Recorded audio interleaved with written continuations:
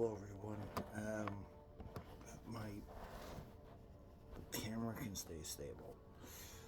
Hopefully it doesn't flip on down. So hello everybody, welcome back to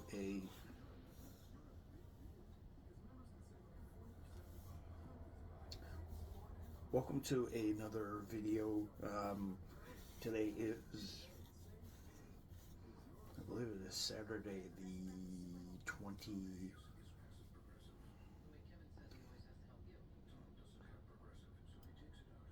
I believe today is Saturday the 25th or the 26th, can't remember. Hello everybody. Welcome back to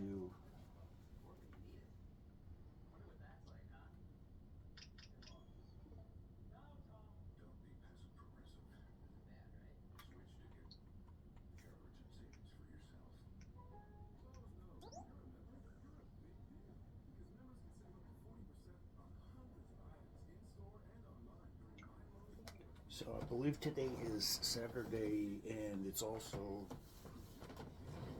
Rolex 24 days. So.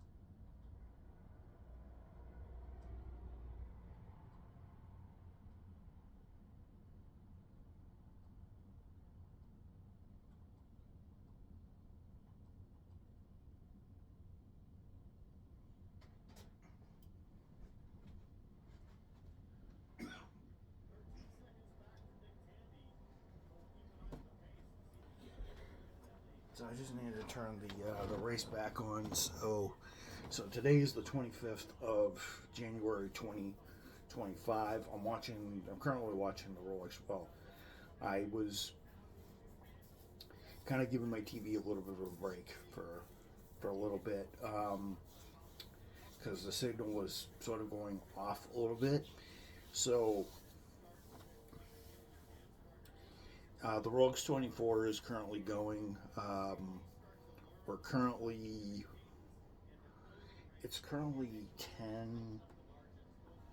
10:30. The race started about 1:40 this afternoon. Yeah, it started about 1:35, 1:40 this afternoon. And it's currently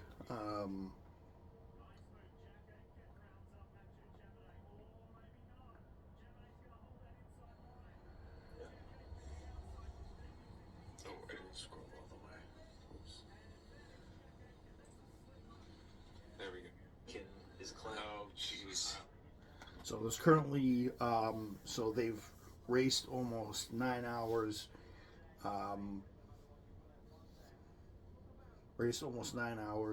So if it's 10:35, they've almost raced 8. They have 15 hours and 5 minutes. So they've been racing since 1:40 this afternoon. So at 11:40,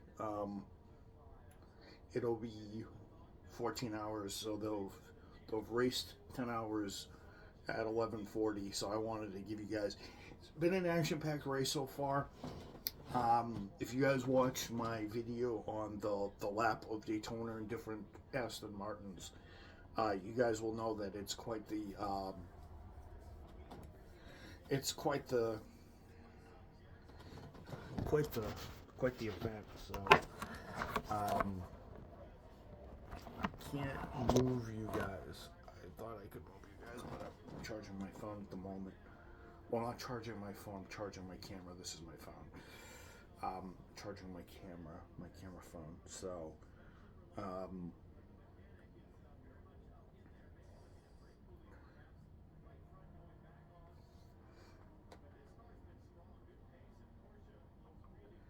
So I'll just give you the rundown of what's happening in all the classes.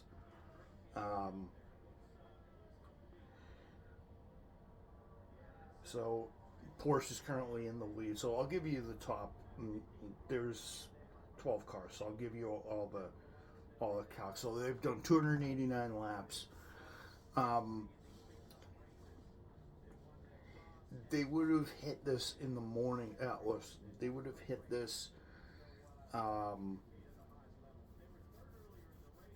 They would have hit this past mid-morning at Le Mans. So they under a caution now.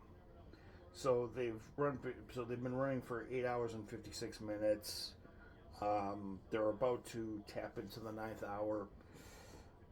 So Nick Tandy leads Dries Vanthoor in the BMW MV8 hybrid, which I hope has a shot at winning shot at winning tomorrow afternoon. He leads. He's now Tandy leads him by by about 10 seconds. Jack Aiken in the number 31 Cadillac V Series R, same laps is about is 10.448 seconds behind the leader, and is only 0.2 of a second, basically less than a quarter of a second down past him. Down on Vanthoor. Number 6 Porsche, 290 laps, 13 for 2.5 seconds behind, 13 seconds. Philippe Albuquerque, who is in the Wade Taylor Cadillac. Matthew Jeminet is in the Penske Porsche, Tandy's in the Porsche, Jack Aiken is the Whelen Cadillac. The Wade Taylor, the first of the Wade Taylor Cadillacs, is 23 seconds behind the leader, so 10 seconds behind. Fourth in class, Felix Rosenquist in the number 60 Acura AR Explorer, Mike Shank Racing. 290 laps, but he's a lap behind.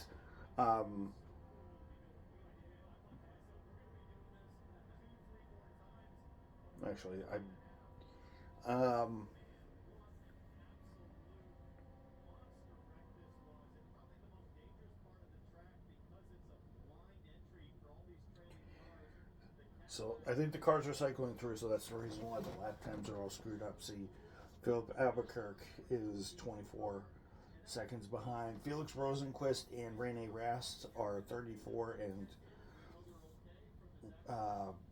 Rene Rast is 34.7 seconds behind the leader. He's only about 0.29 of a second behind Felix Rosenquist. Then there's T.M. Vanderhelm in the Porsche 963. I think that's the Mustang sampling Proton competition car. That's 58 seconds behind and 24 seconds behind Rast. The next one is Ewan Enlauer, who is a minute and 1 second behind and is the leader, 2.4 seconds behind. Then Renger van der Zande is 250. Well, everybody from. Oh yes, by the way, and Enlauer, Vanderhelm, Rast, and Rosenquist, Albuquerque, all the way 1 through 9 are all 291 laps. Bringer van der Zande is in the 93 Acura by Mike Shank Racing. He is at 251 laps. They had a issue with They had an issue with a mechanical issue or something like that, and it took them a long time. They're 40 laps down, and it says they're about an hour and 18 minutes behind the leader, so behind their 18 minutes behind their guy. And then Louis Delatraz was I think got taken out pretty good. Louis Delatraz, well, I'm seeing him at 52. And Mirko Bortolotti, well, the number 40 Cadillac is Wayne Taylor Racing. Mirko Bortolotti was out in like the first like hour or so for the Lamborghini SC63 by Riley, I believe. So that's your GTP. Your LMP2 is now they're all Orica chassis. I don't know all the teams because I don't care about LMP2 because it's a stupid class. I can't stand it. So Johnny Edgar leads for the number 99 at Orica. Number 18 is Paul Luke Chapman, 286. Then there's Josh Borden, who leads in the number 74. John Kurtz in the 04 is behind him. As I said, I'm not going to bother with that class because I think it's dreadful. But then I'm going to do GTD Pro. Frederick Vervish is leading GTD Pro with a laps complete 271. Luke Stoltz is in the number 69 Mercedes. He is 271 laps, and he's about a second and a half behind Vervish. And then Lorin Heinrich is in the number 76 EO Racing Rexy Porsche 9913, and he's behind the Mercedes by about 2.1 seconds. Mike Rockefeller, number 64 Ford Mustang GT3, 271 laps. He's 22 laps behind the next person in class, and he's 9.285 seconds behind Heinrich. And then Alex Sims versus my favorite set of guys, the Corvettes. They've completed 271 laps, and they are 10.24 seconds behind the leader. And then Katzberg and the other Z06 GT3R is also 11.58 seconds, although I think they're about to complete another lap. Thomas Neubauer in a Ferrari. Don't know which Ferrari this is, 271. So it's been quite. I'm not going to go through everything because I'm not going to go through everything, but the cars. It's definitely been an interesting race. There's been some attrition. There's been some big accidents and stuff like that. So,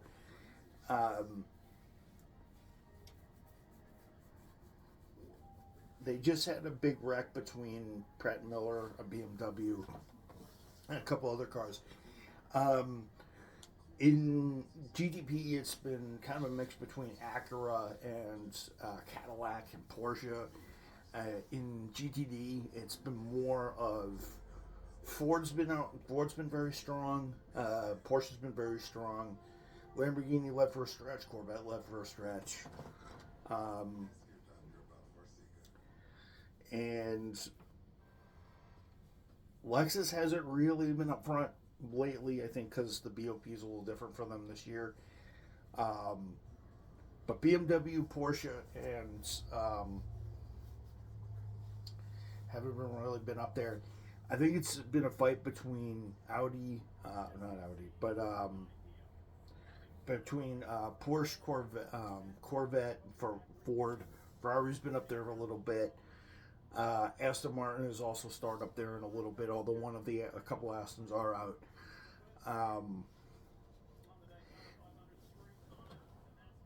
But it's but the race has been going pretty well. I mean, they've almost completed 200 and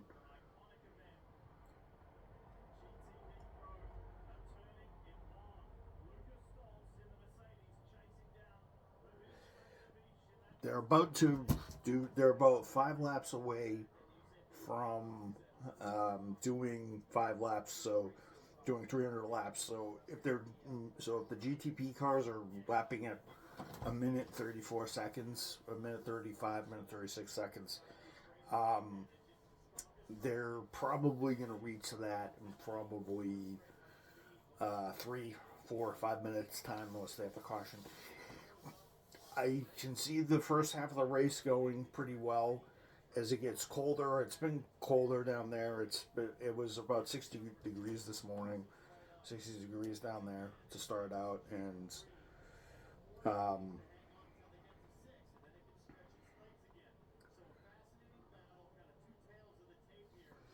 about 51 degrees,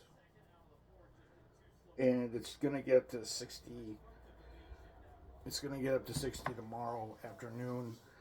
Um, but yeah, it's been a pretty interesting race. I think it's been very, very good. Um, I don't know what the race is going to be like. I'm going to try to get up at probably 8, 9 o'clock to watch the last couple of hours, and then I'm probably going to be around for the finish. It's going to be an interesting race this year, so it's going to be an interesting race to the end. The first half has been interesting, but I just wanted to just give you guys what's going on. I will definitely give you guys an update in the morning, maybe if I can, and stuff like that. But I wanted to just dedicate a few minutes to me talking about the Rolex and then me talking about other stuff. So you guys have probably noticed that the content is backed off a little bit, and I didn't mean to do that. I didn't mean for it to back off. It's just that it's just how it's gonna go this year. It's just how it just goes. I pick and choose when I want to record the content and when I want to release the videos, and we still have a we still have 240 some odd days to go, 340 odd days to go. So we got plenty of time to fill in these, do more episodes, and have a good year this year. So I do plan to put out more videos for gaming and racing, maybe in the next couple weeks, and then and so forth. So don't be worried. I will come up with content is coming. So it is. I'm just backing off, and then I'm gonna start to chime in for the last 5 days of the month, and then 5, 6 days of the month, and then I'm going to ramp it up for February. So I wanted to talk about Dragonball Daima. I haven't talked about Dragonball Daima in a bit. As you guys know, I'm a big anime fan. So Dragonball Daima just released its English dub in on January 10th, and there's been 3 episodes lately. So I've been enjoying the release of the episodes over the last 3 weeks, and I have to say that it's nice to hear some old voices, but also some old voices with a new start. So I'm gonna do the light stuff, and I'm gonna build up to what I thought of episode 15. So you guys know, for those of you who grew up in the late 90s, early 2000s, you guys will know Kid Goku was voiced by Stephanie Nadolny. Nadolny. I think, yeah, it's Nadolny, right? Sorry. I'm going to get the names right, because there's people out there in the audience that will probably be like, oh, it's not that.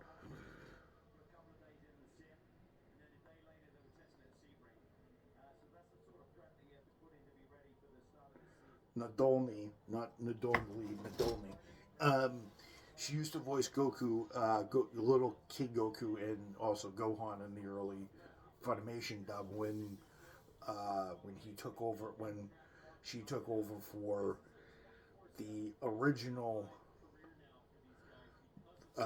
voice actress from the Ocean dub, and then eventually Colin Clinkenbeard took over for her after, I think, like the late 2009, 2010, she started to voice Gohan.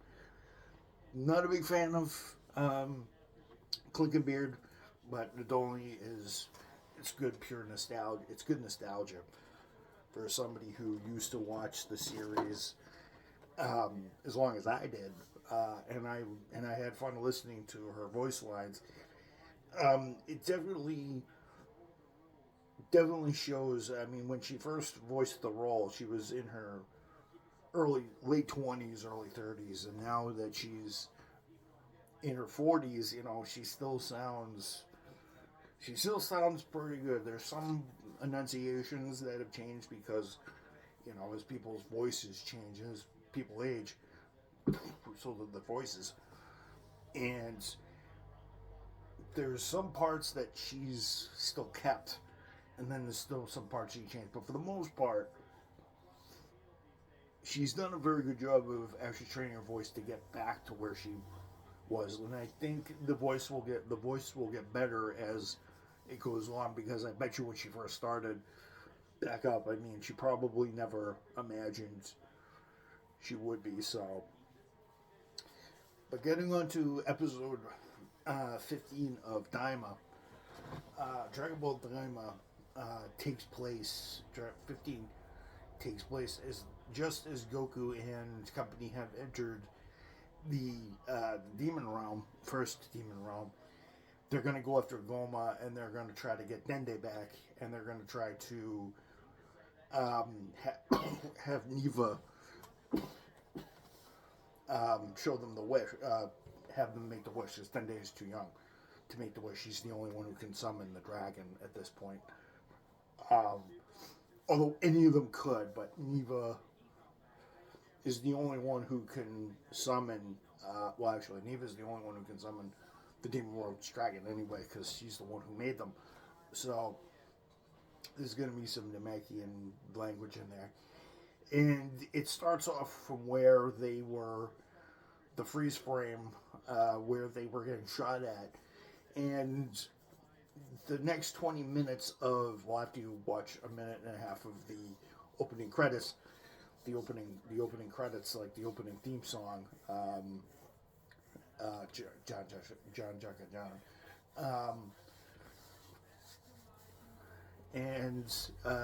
So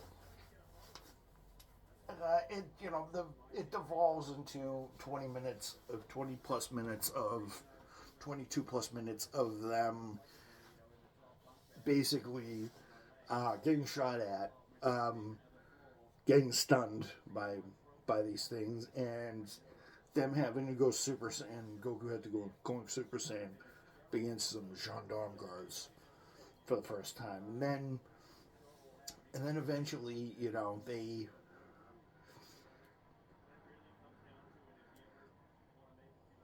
we found about this thing called the third eye and stuff like that, and Hibis probably getting tricked into selling it for a hat because he's dumb.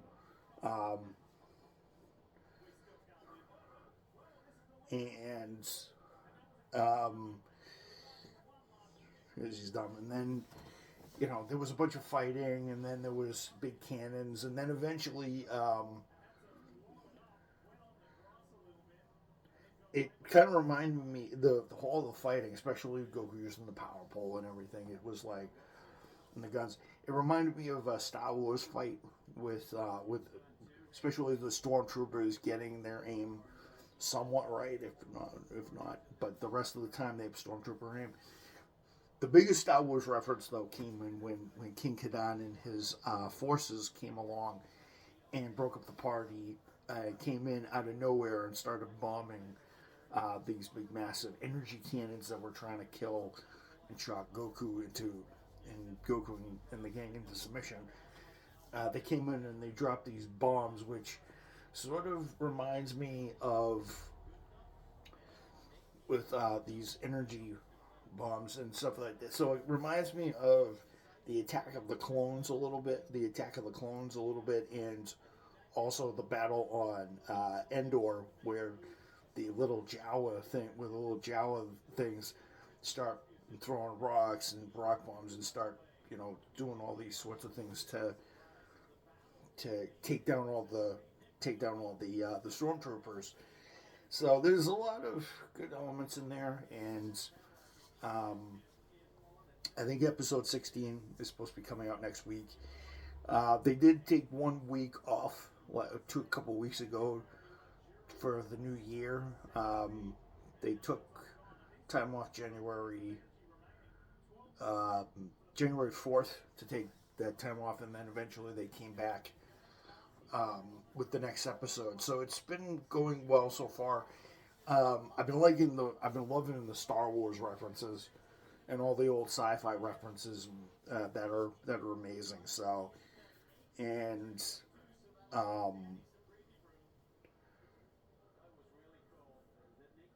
so yeah, I'm enjoying it so far. The Rolex 24 is rolling. So I will let you guys go. I will keep putting content down. I'm going to probably give you guys an update, and then I'll do a real video at the end of Sunday. So hope you guys enjoyed this one. I will see you guys later. Don't go away. I'll keep hitting out content and stuff like that. I've actually had to delete my PS4, a lot of my old PS4 videos, because it was chowing up stuff. So I have a lot of content. So I got rid of some old content. And I'm gonna bring some new stuff with. So we'll have some fun with the new year and some new space on my desk. So don't go away. I will give you guys content. I will definitely do a video of my thoughts. I'll give you guys an update video in the morning on the Rolex 24 when I have something. So peace out, and I will see you guys. Hopefully people watching the Rolex 24, people are hyped for the finish when it comes tomorrow afternoon. See you guys later. Peace.